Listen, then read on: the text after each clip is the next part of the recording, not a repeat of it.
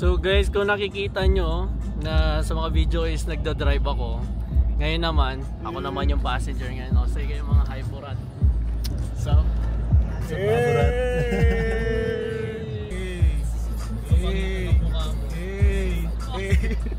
sana natutulog na ako, ginising ako, kala ko na nanaginip lang ako. Sup, kami ang mga tropa ni Neil. Since ba? Namutan ko na yun. Since. Hey, 6-2016, tropa ko ng yan, ang idol yung si Neil. Ito, since 2017, si Luke. Yan, pero magkasama namin. Memorize yung data. Siyempre, ganun talaga, memorize dapat ang mga pagtutropahan. Baka merong mga loading gigs na makita ka. Kasi may mga taga may mga taga. Kaibigan mo pala yung burak na yun. Itong mga to nagtatrabaho sa sa airport. So kung sino mga nataga dito, tapos punta kayo sa, alam nyo naman sa yung airport natin. Tingnan nyo to sa labas, makikita nyo tong mga to. Isang singkit, tsaka isang sobrang on the way kami sa JMT. Ano yun? Jampong Korean shit. Oh, kakain kami sa mga Korean shit. Anyong sa imong tanan. Video na lang namin mamaya pagdating doon.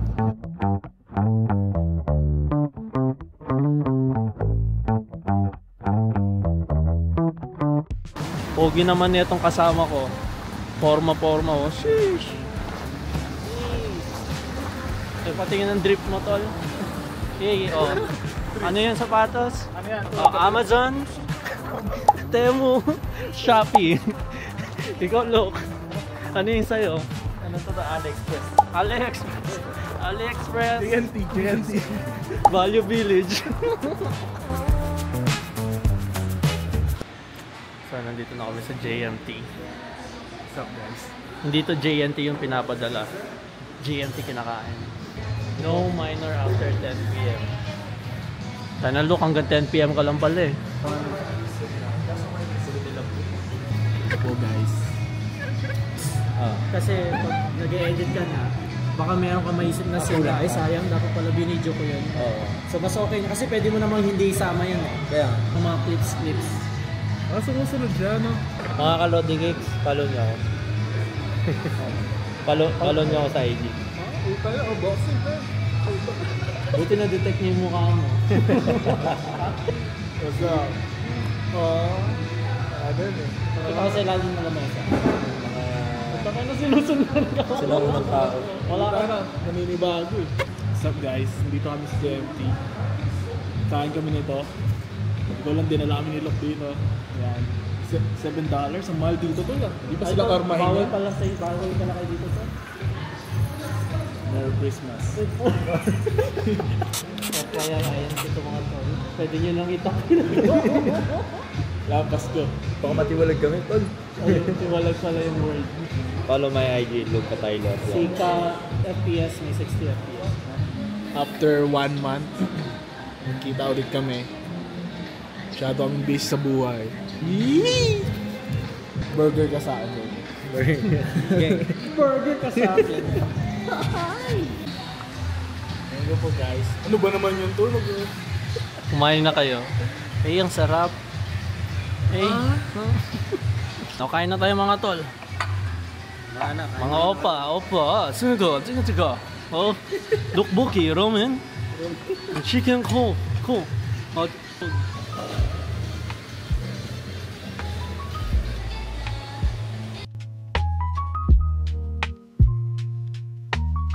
so, nandito na ngayon sa MyFX book, no? So, gusto ko lang kayo bigyan ng market analysis this week. And I believe hindi ako makapag-trade ngayon this week. Kasi meron tayong CPI, meron tayong inflation sa US. And during CPI week, especially sa bukas na to, Wednesday, ng EST time, and hindi magiging maganda yung price actions natin. Okay, so ang mangyayari is marami mag-trade dito, malakas ang spike and fluctuation ng price, so mas mainam na iwasan na, no? So hindi ko na to maabangan, pero bibigyan ko kayo ng market analysis natin sa most likely sa Forex. So ngayon nandito tayo sa Euro USD, And currently, ang ginagawa ko is tumitingin lang ako sa 4 hours and 1 hour time frame. So Euro USD mga lods, no, sa strategy ko ngayon, dalawa lang tinitingnan ko. Okay? Unang tinitingnan ko is yung ano pa tawag dito? Inducement. Okay? So naghahanap ako ng mga price na kung saan malapit na niyang tamaan yung isang key level natin sa higher time frame pero hindi niya pa kinuha. No? So ano yung ibig ko tinutukoy dito? So for example, itong area na to, sa mga old key level So for example, ito, bumaba yung market from here, hindi niya nakuha to, no? So yan yung tinitingnan ko, okay? So now na bumaba yung market dito, nagkaroon ng inducement dito sa part na to, hinahanap ko is mag-short around this area. Pero obviously, syempre dumedepende pa rin tayo sa trend line. So hindi tayo against the trend, kailangan tayong sumakay sa trend, okay? So makikita natin na currently uptrend pa din yung market, no? Here nagkaroon lang tayo ng pullback dito sa area na to, pero still ito pa rin impulsive move natin. So still uptrend pa din yung market natin, okay? So now hindi natin titingnan to. Titingnan natin is if meron tayong previous high sa old key levels ng higher time frame na malapit na niya tamaan. So nangyari is natamaan na niya to, no? So ito yung tinutukoy ko, dahil uptrend yung market, meron tayong inducement na nangyari dito. Bakit hindi mag-click yung? So meron tayong inducement na nangyari dito, nag-pull back siya. Then ito yung hindi ko nakita na trade level, no? Meron tayong OB dito, hindi ko nakita yan. Tapos ayun, nagkaroon tayo ng upward movement. Then ayun, nakuha na niya yung key level na yun. That's why nagkaroon tayo ng major movement dito, no? So turtle soup to, nagkaroon tayo ng solid na selling price dito. Pero still uptrend pa din yung market. And now, pullback lang nangyari dito. Pwede natin pull out yung volume profile here. And ayun, meron tayong POC dito sa part na to, no? And malaking volume dyan, gusto makita ng turtle soup sa lower time frame sa 1 hour. Then, if ever man na magkaroon tayong turtle soup dito, ang next target na mapupunta niya is itong part na to. Okay? So, pwede, malaki ang chance na makuha niya rin tong level na to kasi nagkaroon din siya ng inducement dito. Okay? So, malapit na siyang kunin to pero bumaba pa siya. Pero sa ngayon, mahina pa yung probability na mag-play out to, no? Pero yun nga, ang hinahanap ko is yung inducement tsaka sweep and shift. So yun lang yung strategy ko ngayon, inducement and sweep and shift. So alam nyo naman, ibig sabihin ng sweep and shift, yun yung something na meron tayong previous high, kinuha, bumagsak, nag-shift. Then, itong turtle soup na yan, yan yung entry point, pullback, yun yung second entry point. Okay? So, ganyan na lang yung strategy ko ngayon, ulit-ulit na lang. And dahil nasa 4 hour and 1 hour time frame ako, hindi ko natatrack yung mga lower time frame. Mas gusto ko na mag-trade sa mga higher time frames kasi ayoko na nagbabantay sa market 24/7. Gusto ko every time, meron akong time na may ginagawa ko sa other things like yung trabaho, yung mga other things din na yan tulad nito, pagre-record.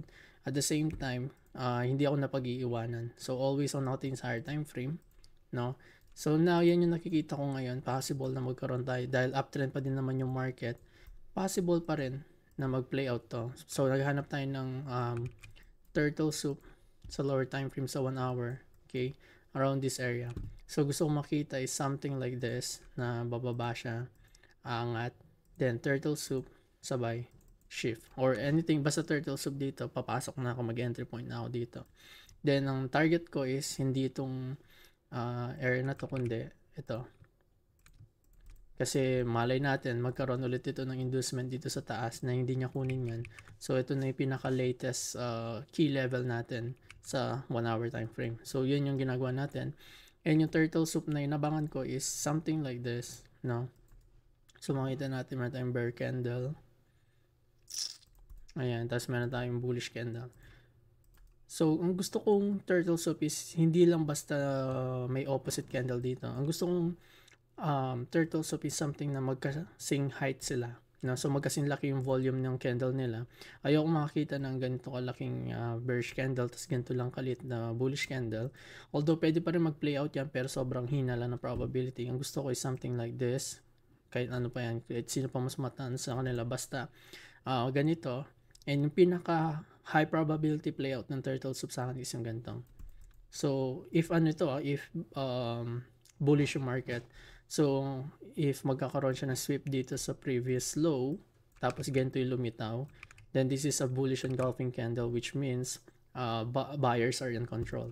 Same thing kapag naman nasa taas yung market, nag-sweep yung ganyan. Gusto ko makita ng ganito. Gusto ko rin makita ng ganyan. Basta ayoko na makita ng ganyang turtle soup. So kasi hindi mo masasabing malakas yung selling volume dito. Ganyan, dito natin malalakas na sellers are in control. So dito naman sa GU, currently hindi ako interesado kasi nakuha na niya yung last key level natin dito sa 4-hour time frame. Wala na tayong other key level dito. Most likely possible na mag-downtrend na to. So possible na mag-downtrend na to kasi meron din tayong fair value gap sa daily time frame. Pero ano ba yan? Hindi ko memorize ko. Yan, basta yan. So meron tayong fair value gap dyan and wala na tayong key level na pwede niyang kunin sa taas. No, pwede to. Pero sobrang late lang nito. I don't think na magiging target to. Pero hindi ako interesado sa GU. So iwas. Ito, nakita niyo meron akong possible dito. Meron akong dinrawing dito na potentially gusto ko makita. So ito yung 4-hour time frame natin sa NU NZD/USD na pwede nyo kunin na to. So ang nangyari is actually bumaba na siya, no, unless magkaroon siya ng pullback, no, nagkaroon ng inducement dito, then possible na titingin tayo sa lower time frame sa 1 hour na if hindi niya makuha yan, bumalik ng ganyan, then pwede natin i-pull out yung volume profile natin. So now for now hindi natin magagawa yung pull out to kasi bumababa pa siya. So antay na lang natin mag-pull back and mag-form ng inducement. If ever na mag-form ng inducement yan and we can still see na downtrend pa rin yung market, then we can look for anything na may turtle soup sa mga previous level, like mga yan, no? Yan yung mga previous level natin, yung mga yan. Okay, so anything na merong turtle soup dito sa 1 hour time frame tulad ng ganito, then pwede tayo mag-short towards in this area. Okay, so sa ngayon wala pa tayong masyadong nakikita. So interesado ako pero so far wala siyang setup. UJ is in consolidation, so wala akong paki dyan. AU ito. So AU nakita natin obviously sobrang lakas ng downtrend movement yan. Meron tayong key level dito sa 4-hour time frame. So possible na ito yung gusto niyang kunin. Now, ang maganda dito is aantay tayo ng pullback. Maganda dito is aantay tayo ng pullback dito sa area na to. No, if magi-induce, ayoko muna siya makuha. Gusto ko mag-induce yung market. So bakit gusto ko 'yon? Kapag nag-induce yung market, it means marami silang liquidities na fake out. Marami mga FOMO na nag-enter, nag-short dito pero biglang umangat yung market, then kuha lahat ng liquidities na yun, then ito yung smart money liquidities. No, so ito yung kung saan magkakaroon ng maraming orders, then push downwards sa key level natin. So obviously ito yung mga gusto kong setup na kung saan obviously ito na yung kukunin niya. Ano pa ba? 'Di ba? Hindi naman siya bababa dito nang hindi niya kukunin to. So sobrang dalang lang mangyari ng ganung moments na kung saan hindi nila kinukuha yung mga obvious key level natin. So yan yung mga gusto nating abangan, pero so sa ngayon is pababa siya, so wala tayong ibang magagawa kundi magantay. Okay? So pag nagkaroon na ng reversal yan, then pwede tayo mag-pull out ng volume profile para makita natin kung saan yung possible na pwede nyo kunin. Pero based on price actions, makikita natin na napakaganda ng support dito sa area na to na pwede maging turtle soup moment ni AU. Okay? So yan, Corona. Okay, yan yung target natin, ganyang eksena. So kung nagugustuhan nyo yung mga ganito klaseng content, mga Lodi Cakes, please comment nyo lang sa baba, no, para alam ko and magkaroon ako ng idea kasi so far medyo nawawalan ako ng idea ng gagawin kasi nakita ko na gusto nyo yung mga may turo-turo pero not all the time or not forever magtuturo ko kasi nauubusan na rin ng topic kasi hindi ko naman pwedeng turo sa inyo yung mga bagay na hindi ko naman ginagawa or yung mga hindi ko strategy. Ganun tayo ka-honest dito. So kung ano yung nakikita nyo ngayon dito sa pinakita kong strategy na sweep and shift and inducement, turtle soup, yun na yun. Nothing else. So, ulit-ulit lang ginagawa ko, nag-aabang lang ng mga setups, pinapataas lang yung probability, pero most likely, sa ngayon yun lang na may bibigay ko. Siguro in the future, magkakaroon din ako ng mga magagandang idea kung ano yung pwede kong i-share sa inyo, pero sa ngayon yun lang, and I appreciate sa mga nanonood dyan, mga viewers, mga Lodi Cakes natin na long-term viewers na nanonood pa rin kayo still. So yun mga Lodi guys, salamat sa panonood and more videos like this. Please click nyo na yung like and share nyo sa mga kaibigan nyo. Stay tuned mga Lodi guys.